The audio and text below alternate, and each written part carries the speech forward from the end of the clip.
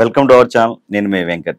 ఈరోజు మనతో పాటు ఉన్న గెస్ట్ బీసీలకి రాజ్యాధికారం రావాలంటూ పోరాటం చేస్తున్న 2028లో బీసీ వ్యక్తిని ముఖ్యమంత్రి చేయడం తన లక్ష్యంగా అన్ని కులాల నాయకులను కలుపుకొని ముందుకు వెళ్తున్న వ్యక్తి ఎమ్మెల్సీ తీన్మార్ మల్లన్న మనతో పాటు ఉన్నారు. అన్న నమస్తే. నమస్కారం. ఎలా ఉన్నారన్న? గుడ్ అన్న, కాంగ్రెస్ పార్టీ మిమ్మల్ని సస్పెండ్ చేయడానికి గల కారణం కులగణన పేపర్లు తగలబెట్టడమా, లేదంటే ఒక సామాజిక వర్గం మీరు దూషించారన్న? మనం ఎవరిని దూషించలేదు. First of all Teenmaar Mallanna వల్ల బీసీ ఉద్యమం బలమైతా ఉంది. బీసీ ఉద్యమాన్ని అణచాలి అనేటువంటి ఒక కంక్లూజన్ తోటి అది చేసేది. వాస్తవానికి నేను తగలబెట్టినటువంటి కాగితాలు ఏవైతే ఉన్నాయో అటువంటి వాటినే రాహుల్ గాంధీ గారు తగలబెట్టడం జరిగింది, అన్ని రకాలుగా చేయడం జరిగింది. వాళ్ళ ఇంటెన్షన్ ఏంటంటే బీసీ ఉద్యమం రాకూడదు, బీసీ ఉద్యమం వస్తే వీళ్ళు అధికారం పోతుంది అనేటువంటి ఒక భయంతో నన్ను సస్పెండ్ చేయడం జరిగింది. సో దానికి నేనేం భయపడట్లేదు. వాళ్ళ సస్పెండ్లకు వాళ్ళ సప్పులకు పిల్లి కూతలకి ఏం నేను బెదిరిటోని కాదు. వాళ్ళ ఇంటెన్షన్ ఏంటంటే బీసీ ఉద్యమాన్ని అనచాలనేది. ఇంకోటి, రెడ్డిలు తప్పు చేస్తే ఎలాంటి క్రమశిక్షణ చర్యలు ఉండవు, బీసీలను మాత్రం సస్పెండ్ చేస్తారని మధుయాస్ గారు ఒక సంచలనమైన యాక్టివ్ చేశారు. దీన్ని ఎలా చూడొచ్చు? 100% అదే జరిగింది. ఇవాళ కోమటిరెడ్డి రాజగోపాల్ రెడ్డి రేవంత్ రెడ్డిని బ్లాక్ మెయిలర్ అని తిట్టిండు. వెంకటరెడ్డి 50 కోట్లు పెట్టి పీసీసీ కొనుక్కొచ్చుకున్నా అని చెప్పి. ఆ తర్వాత చిన్నారెడ్డి ఆయన ఎవరు తూడి మెగారెడ్డిని ఆ సొంత పార్టీ ఎమ్మెల్యేని తిట్టిండు. జగ్గారెడ్డి సొంత పార్టీ వాళ్ళని తిట్టిండు. వీళ్ళు తిడితే ఏం కాదు, కానీ ఒక ప్రభుత్వ నిర్ణయాన్ని వ్యతిరేకించినటువంటి బీసీ వర్గాలను ఏమన్నా వాళ్ళ నుంచి రియాక్షన్ వస్తే మాత్రం పార్టీ లైన్ దాటిండు, పార్టీ ఇది దాటిండు, పార్టీ ఇది దాటిండు, అది దాటిండు అని చెప్పి ఓ అభాండాలు మోపుతా ఉంటారు వీళ్ళంతా. ఇది కంప్లీట్ గా కాంగ్రెస్ పార్టీ మా రెడ్లది, దీనికి బీసీలకు సంబంధం లేదని చెప్పదలుచుకున్నారు. మరి బీసీ నాయకులకు ఎందుకు అర్థం కావట్లేదు? కాంగ్రెస్ పార్టీలో ఎందుకు అర్థం కాలే? అర్థమవుతూనే ఉంది కదా బీసీ నాయకత్వానికి అందరికి కూడా. మధుయాషి గారు మాట్లాడిండు, హనుమంతరావు గారు మాట్లాడిండు, కేశవరావు గారు మాట్లాడుతూ ఉన్నారు, అందరు కూడా అంటా ఉన్నారు ఇదేం కథరా బాబు, ఇది బీసీలకు టాపిక్ వచ్చేసరికి మీరేమో ఇట్లా తీసుకుంటారు చర్యలు, మీరు మాత్రం మీకు ఇష్టం వచ్చినట్టు నోటికి వచ్చినట్టు మాట్లాడొచ్చా, ఇది ఎక్కడ దుర్మార్గం అని ఎక్కడికక్కడ మాట్లాడుతూనే ఉన్నారు కదా బీసీ నాయకులంతా. ఈ ఈడబ్ల్యూఎస్ వల్ల బీసీలకు అన్యాయం జరుగుతుంది అనుకోవచ్చా? 100%, 100% ఈడబ్ల్యూఎస్ అనేది బీసీల తలలో ఉన్నటువంటి అన్నం ఎత్తుకపోయి దొంగతనంగా తినడమే. ఈడబ్ల్యూఎస్ రిజర్వేషన్ 6.98% ఉన్నోనికి 10% రిజర్వేషన్ ఎట్లా ఇస్తావు? 10% రిజర్వేషన్ తీసుకోగా మళ్ళీ వాళ్ళు జనరల్ కోటాలో వచ్చి కొట్లాడాలి. నువ్వు కులగణన ద్వారా ఈడబ్ల్యూఎస్ రిజర్వేషన్ కాపాడడానికి ఆడినటువంటి డ్రామా, ఆ డ్రామా బహిర్గతం అయిపోయింది. తెలంగాణ రాష్ట్ర ప్రజలకు వాట్ ఈజ్ వాట్ అనేది తెలిసిపోయింది. తెలిసిపోయిన తర్వాత నువ్వు ఈడబ్ల్యూఎస్ కోటాను తగ్గించాల్సింది పోయి దాన్ని అట్లనే కొనసాగించుకుంటూ మేము ఉద్యోగాల భర్తీ కాదు, అతి త్వరగా ఉద్యోగాల దొంగతనం చేస్తున్నావు అంతే. ఈడబ్ల్యూఎస్ కోటా అనేది ఒక బీసీకే కాదు, ఎస్సీ ఎస్టీ మైనారిటీ అందరు కూడా ఇదొక గుదిబండలాగా తయారైంది. మీరు కరీంనగర్ లో సొంత పార్టీ అభ్యర్థికి వ్యతిరేకంగా సపోర్ట్ చేశారు ఏరే వ్యక్తికి అని చెప్పి మహేష్ గౌడ్ గారు అన్నారు. దీన్ని ఎలా చూడొచ్చు? మొన్న ఎమ్మెల్సీ ఎలక్షన్ లో నేను అక్కడ మీడియా వాళ్ళు నన్ను అడిగితే నేను క్లియర్ గా చెప్పిన, తీన్మార్ మల్లన్న గారు ఇక్కడ ఎన్నికలు జరుగుతూ ఉన్నాయి కదా, మీ ఒపీనియన్ ఏంటంటే నాకు ఇక్కడ ఓటు లేదు, ఒకవేళ ఓటు ఉంటే నేను కాంగ్రెస్ పార్టీ అభ్యర్థికి ఓటు ఇష్టం అని చెప్పి చెప్పిన. రెండోది, అక్కడ బీసీ జేఏసీ మీటింగ్ కు బీసీ నాయకులు కూడా అటెండ్ కావద్దా? ప్రసన్న హరికృష్ణ వచ్చిండు, ప్రసన్న హరికృష్ణ వచ్చి అక్కడ మాట్లాడి పోయిండు. ప్రసన్న హరికృష్ణకు ఓటు ఏమైనా తీన్మార్ మల్లన్న ఏం చెప్పలేదే, నేను అడిగే పరిస్థితిలో లేను మిమ్మల్ని ఓటు అని క్లియర్ గా చెప్పిన. కోమటిరెడ్డి వెంకటరెడ్డి ఫోన్ చేసి కాంగ్రెస్ పార్టీ కార్యకర్త బీజేపీ కోటేయమని చెప్పి చెప్పగలుగుతాడు, అదేం లేదు. కానీ తీన్మార్ మల్లన్న ఇంకా అది కూడా చెప్పలే. కానీ కాంగ్రెస్ కు వ్యతిరేకంగా మీకు ఆడశాతగాక, మీకు గెలిపించుకో శాతగాక, మీకు అభ్యర్థులను సరిగా పెట్టే తెలివి లేక మీరు తీన్మార్ మల్లన్న అంటే ఏం లాభం? మీకు ముఖం బాగాలేక అద్దం బల కొట్టుకున్నట్టు ఉంది కాంగ్రెస్ పార్టీ పరిస్థితి. రేవంత్ రెడ్డి గారు డైరెక్టర్ నరేంద్ర రెడ్డి గారు గెలిచినా గెలవకపోయినా మా పార్టీకి ఒరిగేది అదే కదా. ఒక ముఖ్యమంత్రి అలా మాట్లాడచ్చు? ఒక ముఖ్యమంత్రి పోయి తన క్యాండిడేట్ ఎంత చెడ్డవాడైనా, ఎన్ని రకాల ఫీజులు పిప్పి చేసి పేదల రక్తం దాగినా కూడా పార్టీ బీఫామ్ ఇచ్చింది కాబట్టి పార్టీ క్యాండిడేట్ మంచివాడు, అతడు గెలవాలి, గెలిస్తే మంచి జరుగుతుంది, మీకు ఇది చేస్తాం అది చేస్తామని చెప్పాలి. ముఖ్యమంత్రి పోయి ఈయన గెలిచినా గెలవకపోయినా నాకు సంబంధం లేదని అంటే దాని ఇంటెన్షన్ ఏంది? భారతీయ జనతా పార్టీ అభ్యర్థిని గెలిపిరని చెప్పొచ్చినట్టే కదా. అంటే ఓ రకంగా ఇవాళ ఆ ఆల్ఫోర్స్ నరేందర్ రెడ్డి కన్నీళ్లు పెట్టుకొని ఏడ్చాడు. వీళ్ళే నా కుంభ ముంచిరు, ఈ ముఖ్యమంత్రి మంత్రులే నా కుంభ ముంచిరు అని చెప్పి ఆయనే కన్నీళ్లు పెట్టుకొని ఏడుస్తా ఉన్నాడు. ఓ ముఖ్యమంత్రి చెప్పాల్సిన పనేనాది? ఇవాళ దాని ద్వారా ఏం జరిగింది? మీ ముఖ్యమంత్రి గారి పరిపాలనకు మేధావులు అంగీకారం తెలుపుతలేరు అన్నట్టు కదా. 42 నియోజకవర్గాల్లో ఉన్నటువంటి మేధావులు రేవంత్ రెడ్డి గారి పనితనాన్ని నచ్చట్లేదని బయటపడ్డది. ఇప్పుడు దీని ద్వారా మిమ్మల్ని పార్టీ సస్పెండ్ చేసిన తర్వాత మీరు రాహుల్ గాంధీ గారిని కలిశారా? నాకు కలవాల్సిన అవసరం లేదు. నేను చెప్పాల్సిన నా పంచాయతీ బీసీల పంచాయతీ, తీన్మార్ మల్లన్న పదవుల పంచాయతీ కాదు. తీన్మార్ మల్లన్న బీసీల పంచాయతీ ముంగటేసుకున్నాడు కాబట్టి నా పంచాయతీ అదే. బీసీలకు మంచి చేయాలనేటువంటి సంకల్పం రాహుల్ గాంధీ గారికి ఉన్నది. కానీ రాహుల్ గాంధీ గారి ఆలోచనను డ్యామేజ్ చేయాలనేటువంటి ఒక హిడెన్ ఎజెండా ఈ వర్గాలకు ఉన్నది. ఇక్కడ ఉన్నటువంటి ముఖ్యమంత్రి గారికి ఈ వర్గాలకు కొంతమందికి ఉంది. సో దాన్ని ఎట్లా అడ్డుకోవాలో అడ్డుకుంటాం ఖచ్చితంగా. మహేష్ గౌడ్ గారు అన్నారు రాహుల్ గాంధీ గారి ఆశయాల్ని మల్లన్న గారు తగలబెట్టారు, అందుకే మేము సస్పెండ్ చేయడం జరిగిందని. అది చెప్పడానికన్నా ఏమైనా ఉండాలి. రాహుల్ గాంధీ గారి ఆశయాలు ఏంది? ఫేక్ సర్వే చేయమని చెప్పిరా? అది రాహుల్ గాంధీ గారి ఆశయమా? 2011లో 44 లక్షలు ఉన్నటువంటి ముస్లింలు 2025లో కూడా 44 లక్షలే ఉంటారు. ఇది రాహుల్ గాంధీ గారి ఆశయమా? ఇది అంటే సర్వే 3.5 లక్షల ఇండ్లను వదిలిపెట్టి సర్వేలు చేయకుండా, అసలు సర్వేని పట్టించుకోకుండా, అసలు సర్వే చేయకముందుకే 16 లక్షల మంది మిగిలిపోయారని, ఇవి రాహుల్ గాంధీ గారి ఆశయాలా? ఇవి ముమ్మాటికి సర్వే తప్పుడేనన్నా? 100% తప్పు, 100% తప్పు సర్వే. ఈ సర్వే ఎక్కడన్నా తెలంగాణ రాష్ట్రంలో ఒక్క బీసీ అన్నా మంచిగా చేసిండా సర్వే? ఇగో ఈ పాల ప్యాకెట్ పోద్దాం ఈయన మీద అంటే ఉన్నాడా ఎవడన్నా? ఫస్ట్ టైం మీరు కేసీఆర్ గారిని మొన్న ప్రెస్ మీట్ లో పొగిడారు. కేసీఆర్ గారి సర్వే బాగుంది ఈ ప్రభుత్వం సర్వే కంటే అన్నారు. చూసింది నిజం ఉంటే నిజం మాట్లాడాలి. నువ్వు నా ఎంటైర్ ప్రాసెస్ చూడు. కేసీఆర్ తో రాజకీయ పరమైనటువంటి విభేదాలకు నేను దిగిన, ఆయన నిర్ణయాలను వ్యతిరేకించిన, ఆయన పనితనాన్ని వ్యతిరేకించిన. కానీ కేసీఆర్ చేసిన సమగ్ర కుటుంబ సర్వే మంచిగా లేదని ఏ రోజు అన్న చెప్పినావు? చూడు, చేసిందాన్ని చేసిందని చెప్పినాం, చేయందాన్ని చేయలేదని చెప్పినాం. తీన్మార్ మల్లన్న సమగ్ర కుటుంబ సర్వే లెక్కలు ఎందుకు బయట పెట్టలేదని అడిగింది తప్ప ఈ సర్వే తప్పని ఎప్పుడు చెప్పలే. ఇవాళ దీంతో పోల్చుకుంటే అది 1000 వాళ్ళు నయం. ఒకటే రోజులో 2,77,000 మంది ఎమ్యునరేటర్లను పెట్టి ఒక మధ్యాహ్నం వరకల్లా సర్వే కంప్లీట్ చేసింది కదా కేసీఆర్. నువ్వు 50 రోజులు టైం పెట్టి ఎమ్యునరేటర్ ఇంటికి పోడు, ఏమైనా అయ్యకు పట్టది, ముఖ్యమంత్రిగా నీకే పట్టింపు లేదు, మొదటి రోజు సర్వేలో పాల్గొని మంత్రులంతా పాల్గొని దీన్ని విజయవంతం చేయరని విస్తృతంగా పిలుపునిచ్చి కార్యకర్తలను పురమాయించి చేయించాల్సిందే. అది చేయడం ఇష్టం లేక ఒక ఫేక్ సర్వేని ముంగటేసుకొని అది ఫేక్ అని నిరూపితమైన తర్వాత కూడా దాన్ని నిజమని చెప్పడానికి అబద్ధం మీద అబద్ధం, అబద్ధం మీద అబద్ధం చెప్పుకుంటూ పోతే ఏమవుతుంది? పిసిసి ప్రెసిడెంట్ రేవంత్ రెడ్డి కావాలని మీరు ఫస్ట్ నుంచి ఫైట్ చేసింది మీరే. ఒక రకంగా చెప్పాలంటే కాంగ్రెస్ పార్టీ అధికారంలోకి వచ్చిందంటే తీర్మానం మల్లన్న వల్ల, ఎవరో ఒప్పుకుండా ఒప్పుకోపోయినా. మరి రేవంత్ రెడ్డి గారు ఇలా చేయడం అసలు ఏంది? అంటే రేవంత్ రెడ్డి గారు నేను అంత ఈజీగా ఏం నమ్మను. ఫస్ట్ నుంచి మీరు ఉత్తమ్ కుమార్ రెడ్డి ఉంటే పార్టీ నష్టపోద్దని చెప్పి ఏంటంటే, నేను అప్పుడు ఇండిపెండెంట్ గా ఉన్నటువంటి సందర్భంలో కేసీఆర్ అనేటువంటి కరాచక పాలన దించడానికి నేను నా ప్రయత్నాలు చేసిన. దాంట్లో భాగంగా రాహుల్ గాంధీ గారి క్యాస్ట్ సెన్సస్ అన్నారు చూడు, అందుకోసం కాంగ్రెస్ పార్టీ గెలవాలనుకున్నారు. రేవంత్ రెడ్డి గారిని సీఎం చేస్తాను కాదు. రేవంత్ రెడ్డి గారితో ఇప్పుడు రేవంత్ రెడ్డి గారి పర్ఫార్మెన్స్ ఏందో తెలియదా జనానికి? మహబూబ్ నగర్ సొంత పార్లమెంటు, అసెంబ్లీ ఎన్నికల్లో 7 గెలుస్తుంది, పార్లమెంట్ ఎన్నికలు వచ్చేసరికి 4 నియోజకవర్గాల్లో ఓడిపోయింది. మల్కాజ్గిరి సిట్టింగ్ 7 నియోజకవర్గాల్లో 7 నియోజకవర్గాల్లో కాంగ్రెస్ ఓడిపోతుంది. ఈయన ఇన్ఛార్జ్ గా ఉన్నటువంటి చేవేళ్ల కాడ కాంగ్రెస్ ఓడిపోతుంది. ఈయన ప్రచారం చేసిన కాడ నిన్న మొన్న ఎమ్మెల్సీ ఓడిపోతుంది.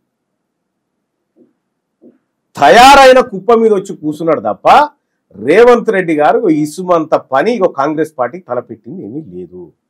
కాంగ్రెస్ పార్టీ అనేటువంటి చెద్దరు కప్పుకొని వ్యవహారం నడిపిస్తుంది అంతే. తీన్మార్ మల్లన్న పార్టీ పెట్టే ఆలోచన ఉందా? పెడితే ఎప్పుడు పెడతారు? సో భాయ్ సాబ్, నిజంగా బీసీలు పార్టీ పెట్టుకోవాల్సిందే అని ఈ పార్టీలు కనుక డిసైడ్ చేస్తే, ఏవి ఈ కాంగ్రెస్, బీజేపీ, బీఆర్ఎస్ బీసీలకు న్యాయం చేయలేక మేము చేయలేము, మీరు పార్టీ పెట్టుకోవాల్సిందే అనేటువంటి సంకేతాలు వీళ్ళు పంపించినప్పుడు ఆలోచన చేస్తాం.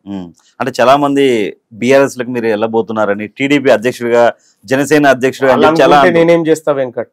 వాళ్ళు అనుకుంటే నేనేం చేయగలుగుతా? వాళ్ళ ఇష్టం ఉన్నది అనుకున్నారు. మీతో ఎవరైనా టచ్ లోకి వచ్చారన్నా? నాతో టచ్ లో ఉండేటోళ్ళు ఉన్నారు కానీ నా ముందున్న లక్ష్యం బీసీలని చైతన్యవంతం చేయడం, బీసీలను మరింత గ్రామ స్థాయికి ఉద్యమాన్ని తీసుకుపోవడం నా ముందున్న లక్ష్యం క్లియర్ గా చెప్పింది. ఇప్పుడు నేను ఏదో పార్టీలో చేరి ఏదో కార్యక్రమం చేసే పనులు కాదు, నాకున్న ఎజెండా నాకుంది. అంటే ఏఐసి ఎవరైతే మన తెలంగాణ రాష్ట్ర ఇన్ఛార్జి మీనాక్షి నటరాజన్ గారు రాగానే మిమ్మల్ని సస్పెండ్ చేయడం జరిగింది అని అంటూ ఆమెది కాదు కదా. ఈ రేవంత్ రెడ్డి గారు పదే పదే పదే పదే పదే పదే వాళ్ళకి చెప్పించే ప్రయత్నం చేసినాడు. సో రేవంత్ రెడ్డి గారికి నేను ఉండడం వల్ల బీసీ ఉద్యమం డెవలప్ అవుతుందేమో ప్రమాదం గుర్తించి చేసిన తప్ప ఇంకొకటి ఏం లేదు. అయితే విషయం ఏంటంటే రేపు నన్ను సస్పెండ్ చేసిన కాగితమే మీ రాజకీయ సమాధులు కడుతుంది అనేటువంటి విషయాన్ని వాళ్ళు మర్చిపోయినట్టున్నారు. కానీ ఒకటైతే నిజం, నువ్వు ఒక్కరోజు మోసం చేయగలుగుతావు బీసీలను, 2 రోజులు ఎల్లకాలం చేయలేవు. ఎల్లకాలం బీసీలను మోసం చేయలేవు. నువ్వు ఎల్లకాలం చేస్తానేటువంటి భ్రమలో మీరున్నారు. మేము 2 సార్లు అయిపోయింది మేలుకునేటువంటి టైంలో ఉన్నాం. జాన్ రెడ్డి గారు మీరు మొన్న మాట్లాడిన ప్రెస్ మీట్ పై కామెంట్ చేశాడు, సినిమా మళ్ళీ మీరు చిల్లర మాటలు మాట్లాడితే కుదరదని చెప్పి అన్నాడు. దీన్ని ఎలా చూడొచ్చు? అయితే ఒక విషయం, జానారెడ్డి గారు నేను చెప్తా ఉన్నా, పార్టీ నువ్వు సిఎల్పి నాయకుడిగా ఉన్నప్పుడు 2016లో జిహెచ్ఎంసీ ఎన్నికలు జరుగుతూ ఉంటే సిఎల్పి ఆఫీస్కు 5 రూపాయల భోజనం, కేసీఆర్ సారథ్యంలో నడుస్తున్నటువంటి ప్రభుత్వంలో 5 రూపాయల భోజనం తెప్పించుకొని ఎంత అద్భుతంగా ఉందా ఆ భోజనం అని చెప్పినావు. నువ్వు కేసీఆర్ కు సపోర్ట్ చేసి కాంగ్రెస్ పార్టీని కుప్పగూల్చినటువంటి మీరు మాట్లాడతారా? నీ లోపాయకార ఒప్పందాలతో మాట్లాడేది. అందుకోసమే జానారెడ్డి గారు, ఇక మీ పని అయిపోయింది, మీ భాగవతం అంతా బీసీ ప్రజానికానికి అర్థమైంది. నువ్వు ఎన్ని జిమ్మిక్కులు చేసినా, ఎన్ని కథలు పడ్డా ఆయన అంటే నువ్వు క్షమిస్తాడట. నువ్వేమో సాయిబాబు, నువ్వు నాకు క్షమిస్తాందుకు? నువ్వు బీసీల ద్రోహివి, బీసీల రక్తం దాగినవి నువ్వు. నీకు క్షమాపణలు ఎవరికి కావన్నా? ఇది జానారెడ్డి గారు, వెంకరెడ్డి గారు ఫోర్స్ వల్లే మిమ్మల్ని సస్పెండ్ చేయాలి. వెంకరెడ్డిది ఏం పాడైందా? ఉట్టదే అది. మీరు మొన్న కామెంట్ చేశారు కదా, ఉట్టదే వెంకరెడ్డిది. వెంకరెడ్డి గారు ఎందుకు పనికిరాడు? ఇది నల్గొండ ప్రజానికానికి అందరికి ఎరక, వట్టిదే. అందుకే ఆయనకు సినిమాటోగ్రఫీ మందం, ఆయన పనికొస్తాడు. అంతేగా మిగతా పెద్ద పెద్ద మాటల కాడ ఏం పనికిరాడు. నల్లగొండ జిల్లాలో 12 సీట్లు నేనే గెలిపించాను, లోటపీస్ గెలిపిస్తాడు. రేపు ఆయన గెలవమని రా చూద్దాం. నల్గొండ కాడ ఓడగొడితేనే భువనగిరి దగ్గరికి తీసి అయ్యా అప్ప అని కాలు మొక్కితే గెలిపించారు. ఆయన నల్గొండ కాడనే దిక్కులేదు. 12 సీట్లు గెలిపించిన అడిగిన. వచ్చే ఎన్నికల్లో బీసీలకి ఎక్కువ సీట్లు ఇస్తారని చెప్పి కేసీఆర్ అంటే మీరు సపోర్ట్ చేస్తారా? లేదు. ఎందుకని? మేమెందుకు నమ్ముతాం? చార్మినార్, హైదరాబాద్, డబీర్పూర్ అక్కడ ఇస్తామంటే మేము నమ్ముతామా? బీసీలకు ఎక్కువ సీట్లు మీరు ఇచ్చేదేంది?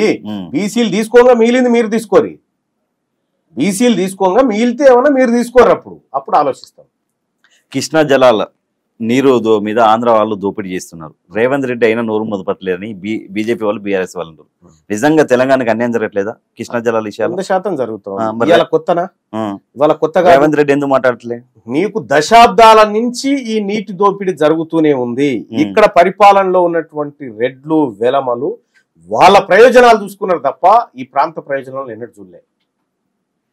నీళ్ళు ఉంటేని పోతేంది, ఫ్యూచర్ సిటీ పెట్టుకోవాలి, దాని చుట్టూ వ్యవహారం నడుపుకోవాలి అనేటువంటి తీరుగా ఉన్నది వాళ్ళ కథ.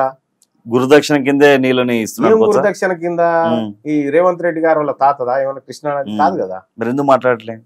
మాట్లాడుతున్నట్టుండి అన్నో ఇన్నో ఏం మాట్లాడినా కూడా పొడి పొడే.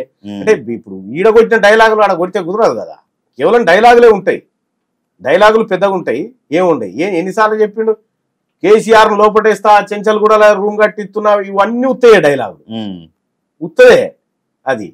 ఆయన ఏమీ చేయలేడు, ఎందుకంటే ఆయన చుట్టూ 20 పొక్కలు ఉన్నాయి, రంధ్రాలు. ఎలా జారి పడతాడో ఆయనకే తెలియదు. కాబట్టి నేనేమంటున్నా అంటే, వీళ్ళు చిత్తశుద్ధి లేని కార్మికులు. వీళ్ళ వల్ల వీళ్ళ పరిపాలన చేత కాదు. వీళ్ళ పరిపాలనలో బీసీల కొరిగేది ఏమీ లేదు. దశాబ్దాలుగా ఇదే తేలింది. ఇక చాలు. ఎమ్మెల్సీగా బీ ఫార్మ్ ఇచ్చి మేమే మల్లన్న పోటీ చేయించాం కదా, రాజీనామా ఎప్పుడు చేస్తారని చెప్పి చాలా మంది అంటున్నారు. మీరు రాజీనామా చేస్తారా? తీన్మార్ మల్లన్న రాజీనామా, ఎందుకంటే మేము గెలిపించినామని చెప్తున్న వాళ్ళు ఎవరైతే ఉన్నారో తీన్మార్ మల్లన్న రాజీనామా చేస్తారు కదా.